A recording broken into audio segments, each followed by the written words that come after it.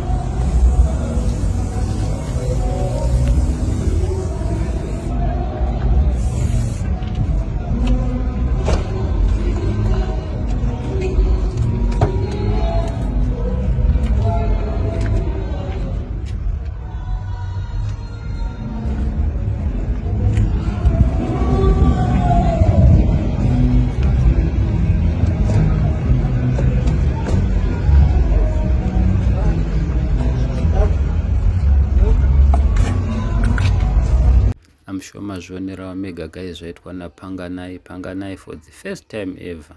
Ashamisa vanhu, vamwe vazukuru vambuya nanda vafarana nazvo, vamwe havana kufarana nazvo. Munongoziva mega pane paitika chakanaka, vamwe vanhu vanotenda, vamwe havatende, vamwe vanokudedzera kuti chitsotsi. Pane nyaya dzavarikuda kutamba chitsotsi chega.